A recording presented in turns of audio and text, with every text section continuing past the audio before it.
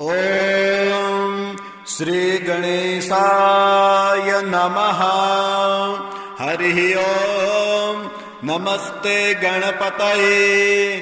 त्वमेव प्रत्यक्षं तत्त्वमसि, त्वमेव केवलं कर्तासि, त्वमेव केवलं धर्तासि, त्वमेव केवलं हर्तासि, त्वमेव सर्वं खलमिदं ब्रह्मासि, त्वं साक्षादात्मासि नित्यं।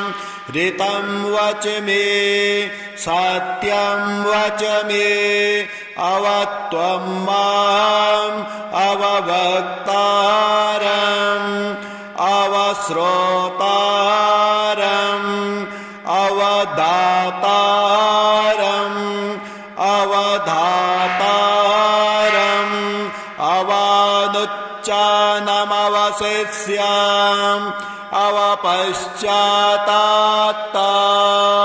अवपुरस्तात्ता अवोत्तरातात्ता अवदक्षिणातात्ता अवचोर्ध्वातात्ता अवाधरातात्ता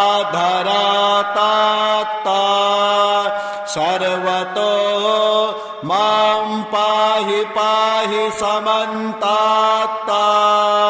त्वं वाङ्मयस्त्वमचिन्मयः त्वमानन्दमयस्त्वं ब्रह्ममयः त्वं सच्चिदानन्दाद्वितीयोऽसि त्वं प्रत्यक्षं ब्रह्मासि त्वं ज्ञानमयो विज्ञानमयोऽसि सर्वं जगदिदं तत्त्वो जायते सर्वं जगदिदं त्वयि तिष्ठन्ति सर्वं जगदिदं त्वयि लयमेष्यते सर्वं जगदिदं त्वयि प्रत्येते त्वं भूमिरापो नलो नीलो नभः त्वं चत्वारि वाक्पदानि त्वं गुणत्रयातीतः त्वम् अवस्थात्रयातीतः त्वं देहत्रयातीतः त्वं कालत्रयातीतः त्वं मूलाधारस्थितोऽसि नित्यं त्वं शक्तित्रयात्मकः त्वां योगिनो ध्यायन्ति नित्यं त्वं ब्रह्मा त्वं विष्णु त्वं रुद्रस्त्वं मिन्द्रस्त्वं अग्निस्त्वं वायुस्त्वं सूर्यस्त्वं चन्द्रमास्त्वं ब्रह्म भूर्भुवः स्वरं गणाधिं पूर्वमुच्चार्य वर्णाधि तदनन्तरम् अनुस्वारः परतरः अरधेन्दुलसितां तारेण रुद्धाम् एतत्तव मनुस्वरूपम् गकारः पूर्वरूपम् अकारो मध्यमरूपम् अनुस्वारश्चान्त्यरूपम् बिन्दुरुत्तररूपम् आदासन्धानं सहिता सन्धिः सैषा गणेश विद्या गणक ऋषिः निच्छिद्र गायत्री छन्दः श्री महागणपतिर्देवता ॐ गङ्गणपतये नमः एकदन्ताय विद्महे वक्रतुण्डाय च धीमहि तन्नः दन्तिः प्रचोदयात् एकदन्तं चतुर्हस्तं पाशमङ्कुशधारिणां रदं च वरदं हस्तैर्बिभ्राणं मूषकध्वजाम् रक्तं लम्बोदरं शूर्पकर्णकं रक्तवाससां रक्तगन्धानुलिप्ताङ्गं रक्तपुष्पैः सुपूजितां भक्तानुकम्पिनं देवां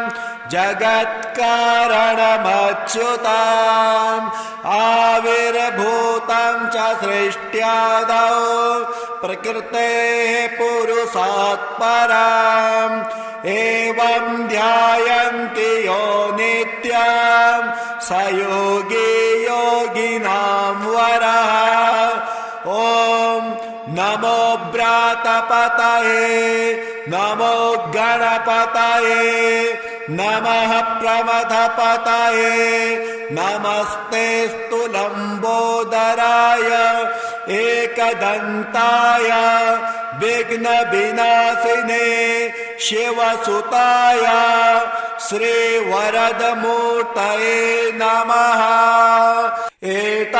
एतद्धर्वशीर्षो योधीते स ब्रह्म भूयाय कल्पते स सर्वविघ्नैर्बाधते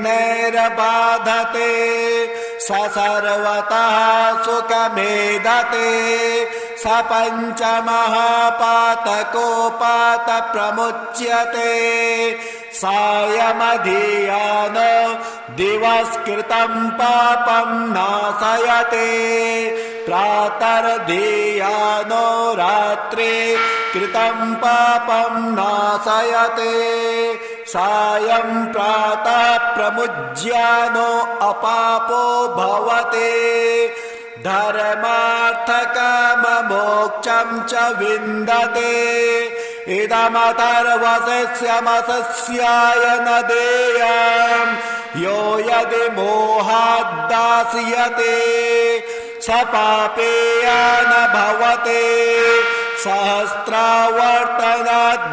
यं कामधेते तं तन्मने साधयेत अनेन गणपतिमभिषिञ्चते सवागमे भवते चतुर्था मनश्जपते स विद्यावान् भवते इत्यथर्वणवाक्यम् ब्रह्माद्याचारणम् विद्यात न बिभेति कदाचनेति यो दुर्वाङ्कुरर्यजते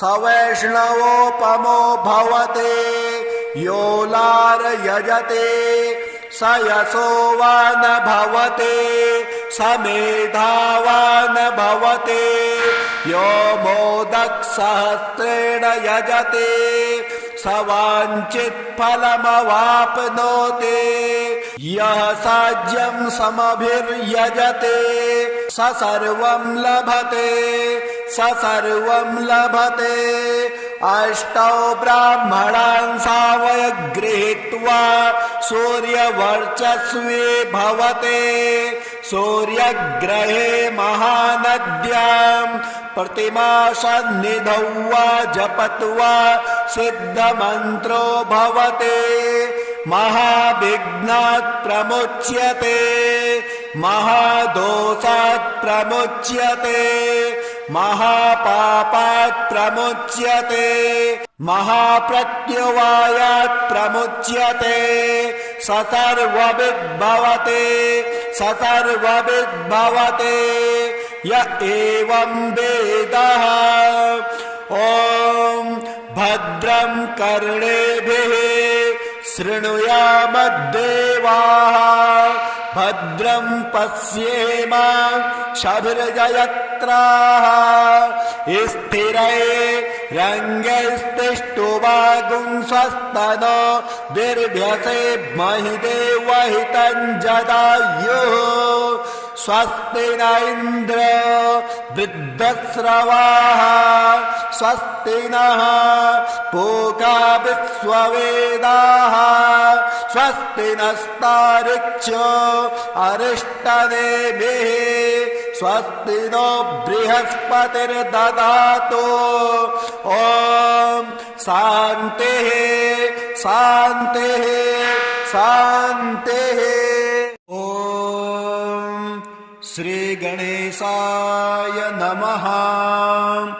एकदन्त गणेशस्तोत्रम् मुदासुरं सुशान्तं वै दृष्ट्वा विष्णुमुखासुराः भृगुवादयश्च मुनयः एकदन्तं समाययुः प्रणम्य तं प्रपूज्यादौ पुनस्तं नेमुरादरा तुष्टुरहर्षसंयुक्ता एकदन्तं गणेश्वरम् देवर्ष ऊचुः सदात्मरूपं सकलाधिभूत मयायिनं सोऽहमचिन्त्य बोधम् अनादिमध्यान्तविहीनमेकं तमेकदन्तं शरणं व्रजामः अनन्तचिद्रूपमयं गणेशं ह्यभेदभेदादिविहीनमाद्यं हृदि प्रकाशस्य धरं स्वधिस्थं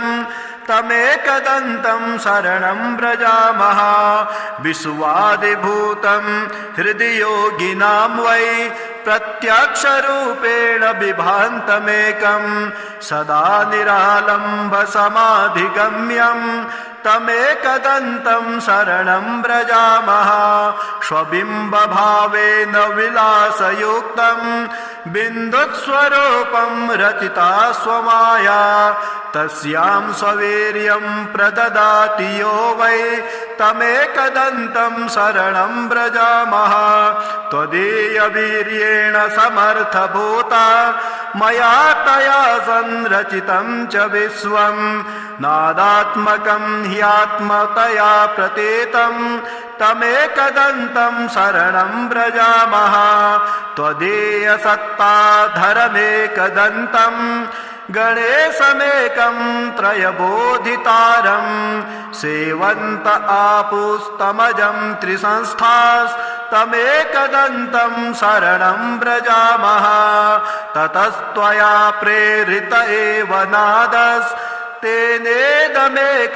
रचितं जगद्वै आनन्दरूपं समभावसंस्थं तमेकदन्तं शरणं व्रजामः तदेव विश्वं कृपया त्वयैव सम्भूतमाद्यं तपसा विभातम् अनेकरूपं ह्यजमेकभूतं तमेकदन्तं शरणं व्रजामः ततस्त्वया प्रेरितमेव तेन श्रेष्ठं सुसूक्ष्मं जगदेकसंस्थं सत्त्वात्मकं श्वेतमनन्तमाद्यं तमेकदन्तं शरणं व्रजामः तदेव स्वप्नं तपसा गणेशं संसिद्धिरूपं विविधं बभूव सदेकरूपं कृपया त्वयापि तमेकदन्तं शरणं व्रजामः सम्प्रेरितं तच्च त्वया हृदिस्थं तथा सुश्रेष्ठं जगदंसरूपं तेनैव जाग्रन्मयमप्रमेयं तमेकदन्तं शरणं व्रजामः जाग्रत्स्वरूपं रजसा विभान्तं विलोकितं तत्कृपया यदैव तदा विभिन्नं भवदेकरूपं तमेकदन्तं शरणं व्रजामः एवं च सृष्ट्वा प्रकृतिस्वभावात् तदन्तरे त्वं च विभासि नित्यं बुद्धिप्रदाता गणनाथ एकस्तमेकदन्तं शरणं व्रजामः त्वदाज्ञया भान्ति ग्रहाश्च सर्वे नक्षत्ररूपाणि विभान्ति वै आधारहीनानि त्वया धृतानि तमेकदन्तं शरणं व्रजामः त्वदाज्ञया सृष्टिकरो विधाता त्वदाज्ञया पालक एव विष्णुः त्वदाज्ञया संहरको हरोऽपि त्वमेकदन्तं शरणं व्रजामः यदाज्ञया भूर्जलमद्य संस्था यदाज्ञया प्रवहन्ति नद्यः सीमां सदा रक्षति वै समुद्रस्तमेकदन्तं शरणं व्रजामः यदाज्ञया देवगणो विदिस्तो ददाति वै कर्मफलानि नित्यं यदाज्ञया शैलगणो चलो वै तमेकदन्तं शरणं व्रजामः यदाज्ञया शेष इलाधरो वै यदाज्ञया मोहप्रदश्च कामः यदाज्ञया कालधरोर्यमा च तमेकदन्तं शरणं व्रजामः यदाज्ञया वाति विभाति वायुर्यदाज्ञयाग्निर्जठरादिसंस्थः यदाज्ञया वै सचराचरं च तमेकदन्तं शरणं व्रजामः सर्वान्तरे संस्थितमेकगूढं यदाज्ञया सर्वमिदं विभाति अनन्तरूपं हृदि बोधकं वै तमेकदन्तं शरणं व्रजामः यं योगिनो योगबलेन साध्यं कुर्वन्ति तं कः स्तुवनेन स्तौति अतः प्रणामेन सुसिद्धिदोस्तु तमेकदन्तं शरणं व्रजामः गृत्समदौवाच एवं स्त्वां च प्रह्लाद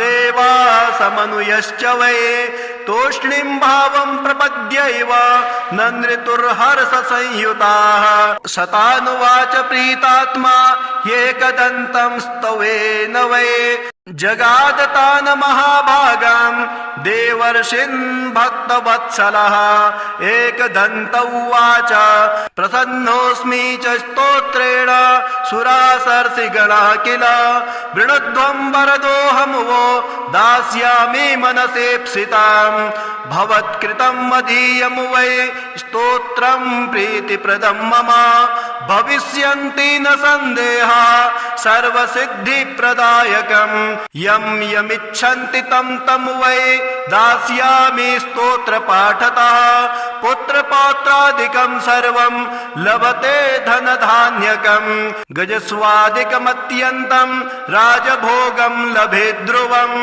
भुक्तिं मुक्तिं च योगं वै लभते शान्तिदायकम् मारणोच्चाटनादीनि राज्यबन्धादिकं च यत् पठतां शृण्वतां नृणां भवेच्च बन्धहीनता एकविंशतिवारं च श्लोकाश्चैवैकविंशते पठते नित्यमेवं च दीनानि त्वेकविंशते न तस्य दुर्लभं किञ्चित् त्रिषु लोकेषु वै भवेत् असाध्यं साधयेत् मर्त्यः सर्वत्र विजयी भवेत् नित्यं यः पठते स्तोत्रं ब्रह्मभूतः स वै नरः तस्य दर्शनतः सर्वे देवाः पूता भवन्ति वै एवं तस्य वचः श्रुत्वा प्रहष्टा देवतर्षयः ऊचुः करपुटा सर्वे भक्तियुक्ता गजाननम् ऋणहर गणेश स्तोत्रम् ॐ श्री गणेशाय नमः कैलासपर्वते रम्ये शम्भुं चन्द्रार्धशेखरं षडाम्नाय समायुक्तं प्रपच्छ नगकन्यका पार्वत्युवाच देवेश परमेशानां सर्वशास्त्रार्थपारगः उपायं ऋणनाशस्य कृपया वद साम्प्रतम् श्रीशिवः सम्यक् पृष्ट्वं त्वया भद्रे लोकानां हितकाम्यया तत्सर्वं सम्प्रवक्ष्यामि सावधानावधारय। ॐ अस्य श्री ऋणहर महागणपतिस्तोत्रस्य सदाशिवऋषिः अनुष्टुप् छन्दः। श्री ऋणहर महागणपतिर्देवता ग्लौं बीजं गः शक्तिः गोकीलकं मम ऋणनाशने जपे विनियोगः। ॐ गणेश अंगुष्ठाभ्यां नमः। ॐ ऋणछिन्धितर्जनीभ्यां नमः। वरेण्यं मध्यमाभ्यां नमः। हुम अनामिकाभ्यां नमः। नमः कनिष्ठिकाभ्यां नमः। फट करतलकरपिष्टाभ्यां नमः। हृदयादिन्यासः ध्यानं सिन्दूरवर्णं द्विभुजं गणेशं लम्बोदरं पद्मदले निविष्टं ब्रह्मादिदेवै परिसेव्यमानं सिद्धैर्युतं तं प्रणमामि देवं। सृष्ट्यादौ ब्रह्मणा सम्यक् पूजितः फलसिद्धये सदैव पार्वती पुत्रः ऋणनाशं करोतु मे। त्रिपुरस्य वधात् पूर्वं शम्भुनां सम्यगर्चितः सदैव पार्वती पुत्रः ऋणनाशं करोतु मे। हिरण्यकशिपुवादीनां वधार्थे विष्णुनार्चितः सदैव पार्वती पुत्रः ऋणनाशं करोतु मे। महिषस्य वधे देव्या गणनाथः प्रपूजितः सदैव पार्वती पुत्रः ऋणनाशं करोतु मे। तारकस्य वधात् पूर्वं कुमारेण प्रपूजितः सदैव पार्वती पुत्रः ऋणनाशं करोतु मे। भास्करेण गणेशो हि पूजितश्च स्वसिद्धये सदैव पार्वती पुत्रः ऋणनाशं करोतु मे। ससेनाकान्तिवृद्ध्यर्थं पूजितो गणनायकः सदैव पार्वती पुत्रः ऋणनाशं करोतु मे। पालनाय च तपसां विश्वामित्रेण पूजितः सदैव पार्वती पुत्रः ऋणनाशं करोतु मे। इदं ऋणहरं स्तोत्रं तीव्रदारिद्र्यनाशनम् एकवारं पठे नित्यं वर्षमेकं समाहितः। दारिद्र्यं दारुणं त्यक्त्वा कुबेरसमतां व्रजेत्। फडन्तोऽयं महामन्त्रः सार्धपञ्चदशाक्षरः मन्त्रो यथा गणेशं ऋणं छिन्धिवरेण्यं हुं नमः फट्। इमं मन्त्रं पठेदन्ते ततश्च शुचिभावनः 21 संख्याभिः पुरश्चरणमीरितं सहस्रावर्तनात् सम्यक् षड्मासं प्रियतां व्रजेत्। बृहस्पतिर्समो ज्ञाने धने धनपतिर्भवेत्। अस्यैवायुस्तसंख्याभिः पुनश्चरणमीरितम् लक्ष्यमावर्तनात् सम्यक् वाञ्छितं फलमाप्नुयात्। भूतप्रेतपिशाचानां नाशनं स्मृतिमात्रतः इति श्रीकृष्णयामलतन्त्रान्तर्गतं ऋणहर गणपतिस्तोत्रं सम्पूर्णम्। ॐ श्रीगणेशाय नमः। हरिः ॐ। नमस्ते गणपतये। त्वमेव प्रत्यक्षं तत्त्वमसि। त्वमेव केवलं कर्तासि। त्वमेव केवलं धर्तासि। त्वमेव केवलं हर्तासि। त्वमेव सर्वं खलमिदं ब्रह्मासि। त्वं साक्षादात्मासि नित्यम्। ऋतं वच मे सत्यं वच मे अवत्वं माम् अववक्तारम् अवश्रोतारम् अवदातारम् अवधातारम् अवानुच्चानमवशिष्याम् अवपश्चातात्ता अवपुरस्तात्ता अवोत्तरातात्ता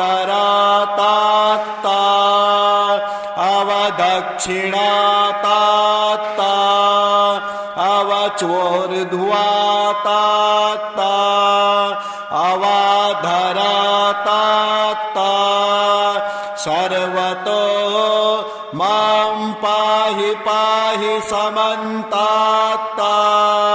त्वं वाङ्मयस्त्वमचिन्मयः त्वमानन्दमयस्त्वं ब्रह्ममयः त्वं सच्चिदानन्दाद्वितीयोऽसि त्वं प्रत्यक्षं ब्रह्मासि त्वं ज्ञानमयो विज्ञानमयोऽसि सर्वं जगदिदं तत्त्वो जायते सर्वं जगदिदं त्वयि तिष्ठन्ति सर्वं जगदिदं त्वयि लयमेष्यते सर्वं जगदिदं त्वयि प्रत्येते त्वं भूमिरापो नलो नीलो नभः त्वं चत्वारि वाक्पदानि त्वं गुणत्रयातीतः त्वं अवस्थात्रयातीतः त्वं देहत्रयातीतः त्वं कालत्रयातीतः त्वं मूलाधारस्थितोऽसि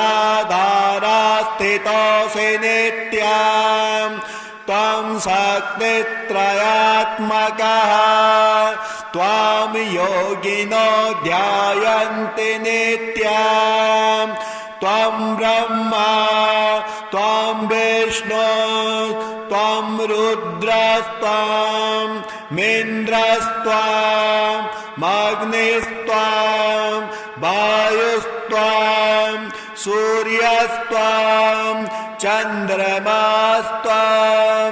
ब्रह्म भूर्भुवः स्वरं गणाधिं पूर्वमुच्चार्य वर्णाधि तदनन्तरम् अनुस्वारः परतरः अरधेन्दुलसितां तारेण रुद्धाम् एतत्तव मनुस्वरूपम् गकारः पूर्वरूपम् अकारो मध्यमरूपम् अनुस्वारश्चान्त्यरूपम् बिन्दुरुत्तररूपम् आदसन्धानम् सहिता सन्धिः सैषा गणेश विद्या गणकऋषिः निच्छिद्र गायत्री छन्दः श्री महागणपतिर्देवता ॐ गङ्गणपतये नमः एकदन्ताय विद्महे वक्रतुण्डाय च धीमहि तन्नः दन्तिः प्रचोदयात् एकदन्तं चतुर्हस्तं पाशमङ्कुशधारिणां रदं च वरदं हस्तैर्बिभ्राणं मूषकध्वजां रक्तं लम्बोदरं शूर्पकर्णकं रक्तवाससां रक्तगन्धानुलिप्ताङ्गं रक्तपुष्पैः सुपूजितां भक्तानुकम्पिनं देवं जगत्कारणमच्युताम् आविर्भूतं च सृष्ट्यादौ प्रकृतेः पुरुषात् परम् एवं ध्यायन्ति यो नित्यं स योगी योगिनां वरः ॐ नमो व्रातपतये नमो गणपतये नमः प्रमथपतये नमस्तेऽस्तु लम्बोदराय एकदन्ताय विघ्नविनाशिने शिवसुताय श्रीवरदमूर्तये नमः एतद्धर्वशीर्षो योधीते स ब्रह्म भूयाय कल्पते स सर्वविघ्नैर्बाधते स सर्वतः सुखमेधते स पञ्चमहापातकोपात प्रमुच्यते सायमधियान दिवस्कृतं पापं नाशयते प्रातर्धियानो रात्रे कृतं पापं नाशयते सायं प्रातः प्रमुज्यानो अपापो भवते धर्मार्थकाममोक्षं च विन्दते इदमथर्वशिष्यमसस्याय न देयं यो यदि मोहाद्दास्यते स पापेया न भवते सहस्रावर्तनाद्यं यं कामधेते तं तन्मने साधयेत अनेन गणपतिमभिषिञ्चते सवागमे भवते चतुर्था मनश्जपते स विद्यावान् भवते इत्यथर्वणवाक्यं ब्रह्माद्याचारणं विद्यात न बिभेति कदाचनेति यो दुर्वाङ्कुरर्यजते स वैष्णवोपमो भवते यो लार्यजते स यशोवान् भवते स मेधावान् भवते यो मोदकसहस्रेण यजते स वाञ्छितफलमवाप्नोति यः साज्यं समभिर्यजते स सर्वं लभते स सर्वं लभते अष्टौ ब्राह्मणान् सावय गृहीत्वा सूर्यवर्चस्वी भवते सूर्यग्रहे महानद्यां प्रतिमासन्निधौ वा जपत्वा सिद्धमन्त्रो भवते महाविघ्नात् प्रमुच्यते महादोषात् प्रमुच्यते महापापात् प्रमुच्यते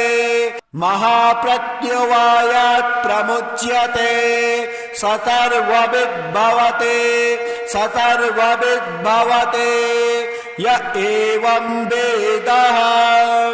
ॐ भद्रं कर्णेभिः शृणुयामद्देवाः भद्रं पश्येम शभिर्जयत्राः स्थिरैरङ्गैस्तिष्ठुवागुंसस्तनो दीर्घसेमहि देवहितं जदायुः। स्वस्ति न इन्द्र वृद्धश्रवाः स्वस्ति नः पूषा विश्ववेदाः स्वस्ति नस्तार्क्ष्यो अरिष्टनेमिः स्वस्ति नो बृहस्पतिर्दधातु। ॐ शान्तिः शान्तिः शान्तिः। ॐ श्री गणेशाय नमः।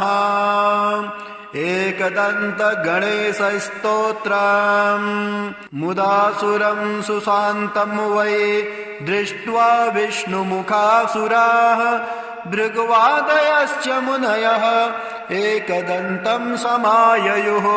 प्रणम्य तं प्रपूज्यादौ पुनस्तं नेमुरादरा तुष्टुरहर्षसंयुक्ता एकदन्तं गणेश्वरम्। देवर्षि ऊचुः सदात्मरूपं सकलाधिभूत मयायिनं सोऽहमचिन्त्य बोधम्। अनादिमध्यान्तविहीनमेकं तमेकदन्तं शरणं व्रजामः। अनन्तचिद्रूपमयं गणेशं ह्यभेदभेदादिविहीनमाद्यं हृदि प्रकाशस्य धरं स्वधिस्थं तमेकदन्तं शरणं व्रजामः। विश्वादिभूतं हृदि योगिनां वै प्रत्यक्षरूपेण बिभान्तमेकं सदा निरालम्ब समाधिगम्यं तमेकदन्तं शरणं व्रजामः।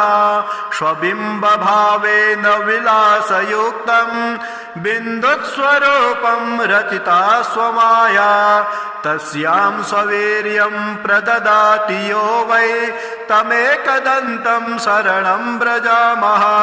त्वदीयवीर्येण समर्थभूता मया तया संरचितं च विश्वं नादात्मकं ह्यात्मतया प्रतीतं तमेकदन्तं शरणं व्रजामः।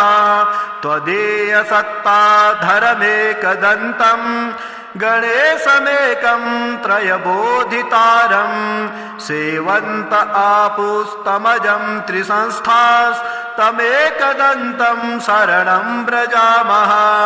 ततस्त्वया प्रेरित एव नादस्तेनेदमेकं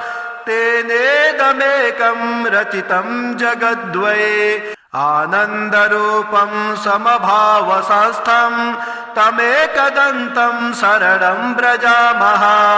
तदेव विश्वं कृपया त्वयैव सम्भूतमाद्यं तपसा विभातम् अनेकरूपं ह्यजमेकभूतं तमेकदन्तं शरणं व्रजामः। ततस्त्वया प्रेरितमेव तेन श्रेष्ठं सुसूक्ष्मं जगदेकसंस्थं सत्त्वात्मकं श्वेतमनन्तमाद्यं तमेकदन्तं शरणं व्रजामः। तदेव स्वप्नं तपसा गणेशं संसिद्धिरूपं विविधं बभूव सदेकरूपं कृपया त्वयापि तमेकदन्तं शरणं व्रजामः। सम्प्रेरितं तच्च त्वया हृदिस्थं तथा सुश्रेष्ठं जगदंसरूपं तेनैव जाग्रन्मयमप्रमेयं तमेकदन्तं शरणं व्रजामः। जाग्रत्स्वरूपं रजसा विभान्तं विलोकितं तत्कृपया यदैव तदा विभिन्नं भवदेकरूपं तमेकदन्तं शरणं व्रजामः।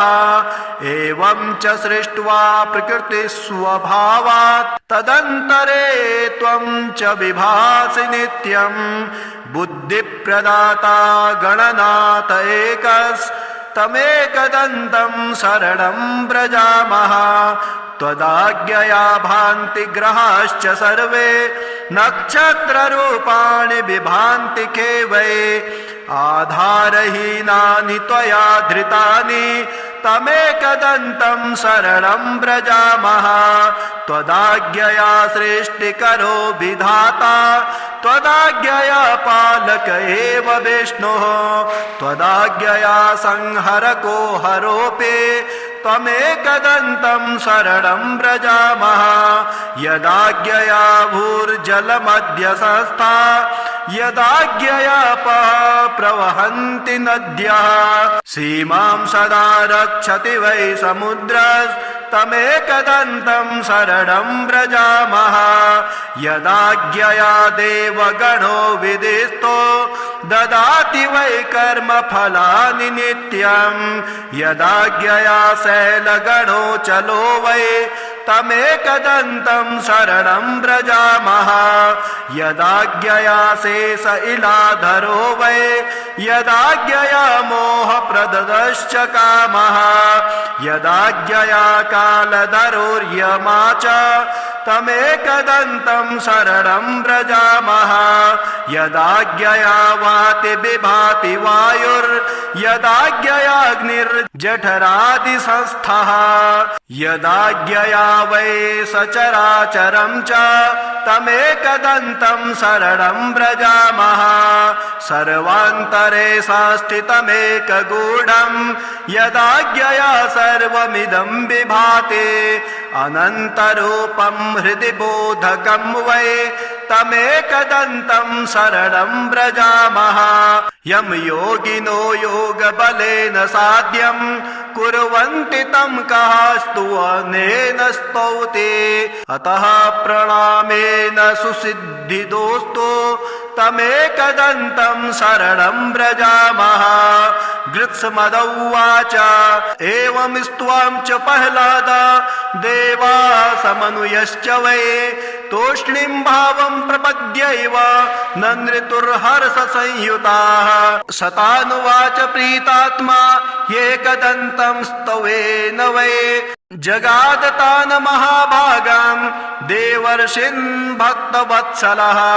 एकदन्त उवाच प्रसन्नोऽस्मि च स्तोत्रेण सुरासर्षिगणः किल वृणध्वं वरदोऽहं वो दास्यामि मनसेप्सिताम्। भवत्कृतं मदीयं वै स्तोत्रं प्रीतिप्रदं मम भविष्यन्ति न सन्देहः सर्वसिद्धिप्रदायकम्। यं यमिच्छन्ति तं तं वै दास्यामि स्तोत्रपाठतः। पुत्रपौत्रादिकं सर्वं लभते धनधान्यकम्। गजस्वादिकमत्यन्तं राजभोगं लभे ध्रुवम्। भुक्तिं मुक्तिं च योगं वै लभते शान्तिदायकम्। मारणोच्चाटनादीनि राज्यबन्धादिकं च यत् पठतां शृण्वतां नृणाम् भवेच्च बन्धहीनता। 21वारं च श्लोकाश्चैवैकविंशते पठते नित्यमेवं च दीनानि त्वेकविंशते। न तस्य दुर्लभं किञ्चित् त्रिषु लोकेषु वै भवेत्। असाध्यं साधयेत् मर्त्यः सर्वत्र विजयी भवेत्। नित्यं यः पठते स्तोत्रं ब्रह्मभूतः स वै नरः। तस्य दर्शनतः सर्वे देवाः पूता भवन्ति वै।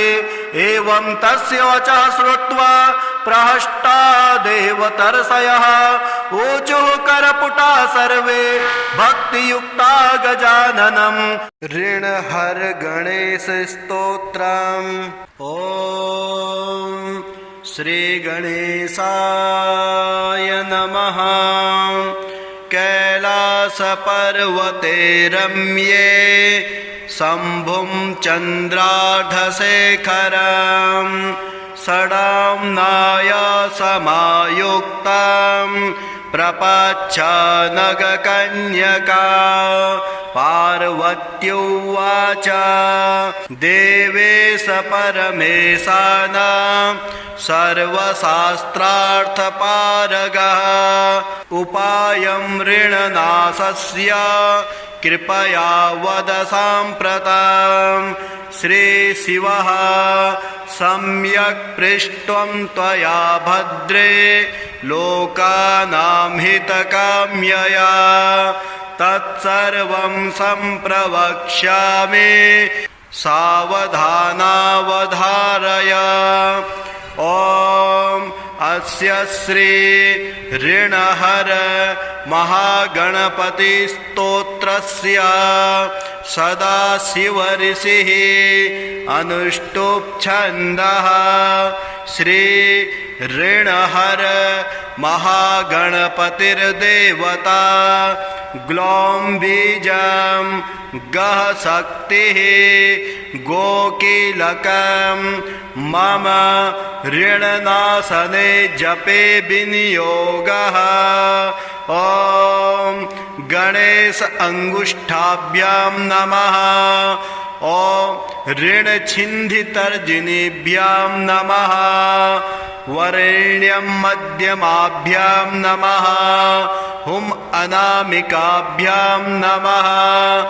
नमः कनिष्ठिकाभ्यां नमः। फट् करतलकरपिष्टाभ्यां नमः। हृदयादिन्यासः ध्यानं सिन्दूरवर्णं द्विभुजं गणेशं लम्बोदरं पद्मदले निविष्टं ब्रह्मादिदेवै परिसेव्यमानं सिद्धैर्युतं तं प्रणमामि देवं। सृष्ट्यादौ ब्रह्मणा सम्यक् पूजितः फलसिद्धये सदैव पार्वती पुत्रः ऋणनाशं करोतु मे। त्रिपुरस्य वधात् पूर्वं शम्भुनां सम्यगर्चितः सदैव पार्वती पुत्रः ऋणनाशं करोतु मे। हिरण्यकशिपुवादीनां वधार्थे विष्णुनार्चितः सदैव पार्वती पुत्रः ऋणनाशं करोतु मे। महिषस्य वधे देव्या गणनाथः प्रपूजितः सदैव पार्वती पुत्रः ऋणनाशं करोतु मे। तारकस्य वधात् पूर्वं कुमारेण प्रपूजितः सदैव पार्वती पुत्रः ऋणनाशं करोतु मे। भास्करेण गणेशो हि पूजितश्च स्वसिद्धये सदैव पार्वती पुत्रः ऋणनाशं करोतु मे। ससेनाकान्तिवृद्ध्यर्थं पूजितो गणनायकः सदैव पार्वती पुत्रः ऋणनाशं करोतु मे। पालनाय च तपसां विश्वामित्रेण पूजितः सदैव पार्वती पुत्रः ऋणनाशं करोतु मे। इदं ऋणहरं स्तोत्रं तीव्रदारिद्र्यनाशनम् एकवारं पठे नित्यं वर्षमेकं समाहितः। दारिद्र्यं दारुणं त्यक्त्वा कुबेरसमतां व्रजेत् फडन्तोऽयं महामन्त्रः सार्धपञ्चदशाक्षरः मन्त्रो यथा गणेशं ऋणं छिन्धिवरेण्यं हुं नमः फट् इमं मन्त्रं पठेदन्ते ततश्च शुचिभावनः एकविंशति संख्याभिः पुरश्चरणमीरितं सहस्रावर्तनात् सम्यक् षड्मासं प्रियतां व्रजेत् बृहस्पतिर्समो ज्ञाने धने धनपतिर्भवेत् अस्यैवायुस्तसंख्याभिः पुनश्चरणमीरितम् लक्ष्यमावर्तनात् सम्यक् वाञ्छितं फलमाप्नुयात् भूतप्रेतपिशाचानां नाशनं स्मृतिमात्रतः इति श्रीकृष्णयामलतन्त्रान्तर्गतं ऋणहर गणपतिस्तोत्रं सम्पूर्णम्। ॐ श्री गणेशाय नमः। हरिः ॐ।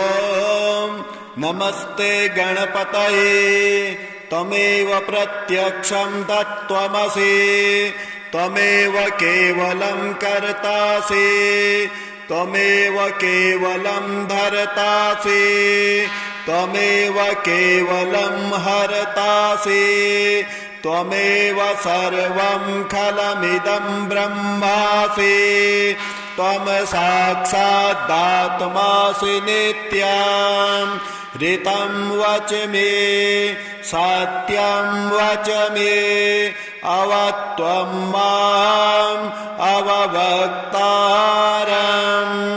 अवश्रोतारम्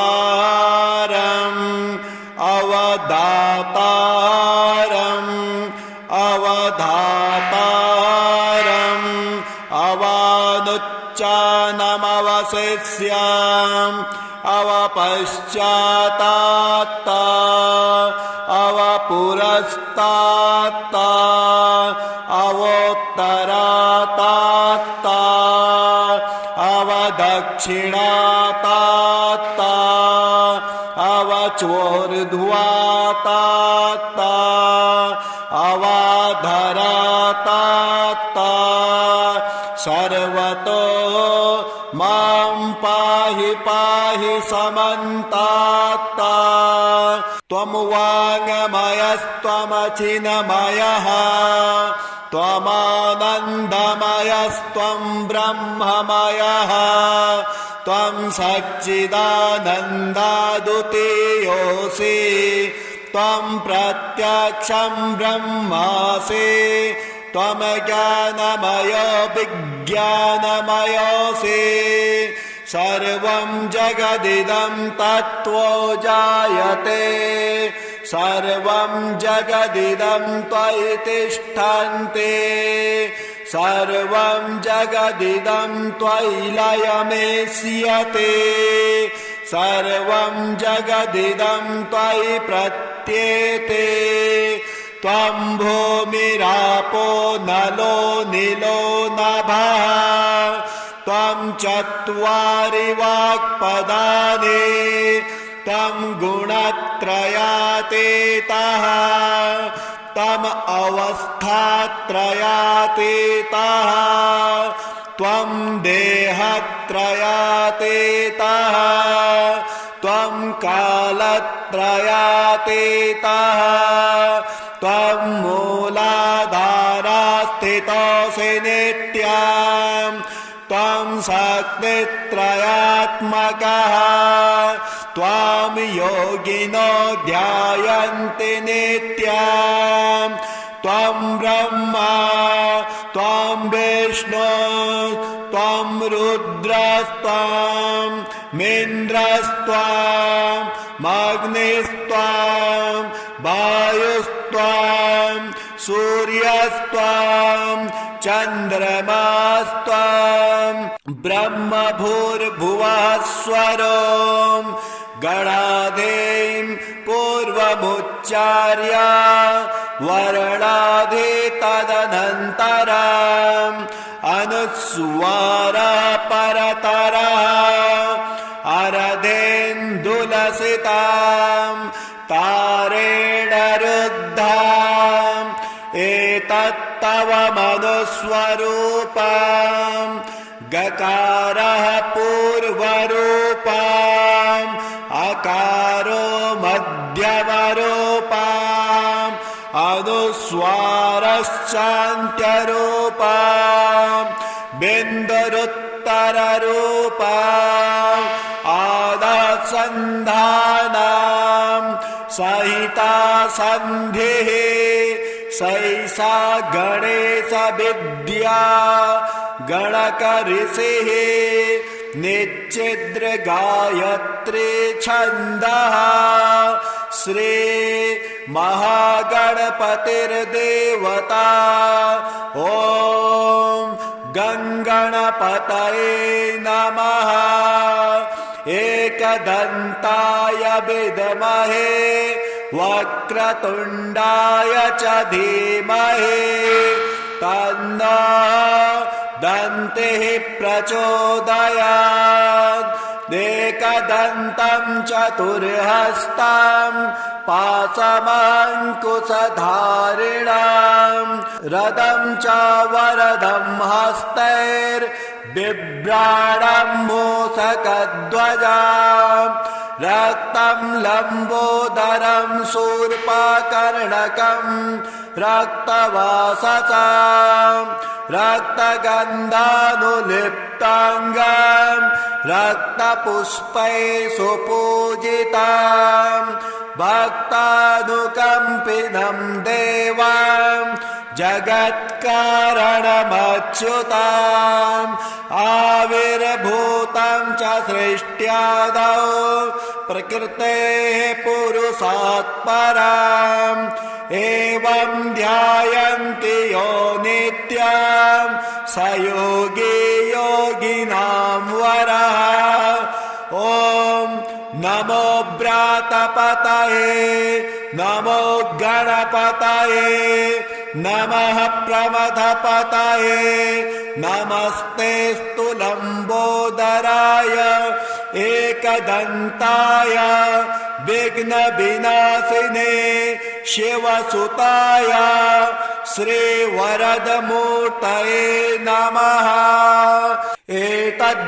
एतद्धर्वशीर्षो योधीते स ब्रह्म भूयाय कल्पते स सर्वविघ्नैर्बाधते स सर्वतः सुखमेधते स पञ्चमहापातकोपात प्रमुच्यते सायमधियान दिवस्कृतं पापं नाशयते प्रातर्धियानो रात्रे कृतं पापं नाशयते सायं प्रातः प्रमुज्यानो अपापो भवते धर्मार्थकाममोक्षं च विन्दते इदमतर्वशस्यमसस्याय न देयं यो यदि मोहाद्दास्यते स पापेया न भवते सहस्रावर्तनाद्यं यं कामधेते तं तन्मने साधयेत अनेन गणपतिमभिषिञ्चते सवागमे भवते चतुर्था मनश्जपते स विद्यावान भवते इत्याथर्वणवाक्यम् ब्रह्माद्याचारणम् विद्यात न बिभेति कदाचनेति यो दुर्वाङ्कुरर्यजते स वैष्णवोपमो भवते यो लार्यजते स यशोवान भवते स मेधावान भवते यो मोदकसहस्रेण यजते स स वाञ्छित् फलमवाप्नोति यः साज्यं समभिर्यजते स सर्वं लभते स सर्वं लभते अष्टौ ब्राह्मणान् सावय गृहीत्वा सूर्यवर्चस्वी भवते सूर्यग्रहे महानद्यां प्रतिमासन्निधौ वा जपत्वा सिद्धमन्त्रो भवते महाविघ्नात् प्रमुच्यते महादोषात् प्रमुच्यते महापापात् प्रमुच्यते महाप्रत्यवायात् प्रमुच्यते स सर्वविद्भवते स सर्वविद्भवते य एवं वेदः ॐ भद्रं कर्णेभिः शृणुयामद्देवाः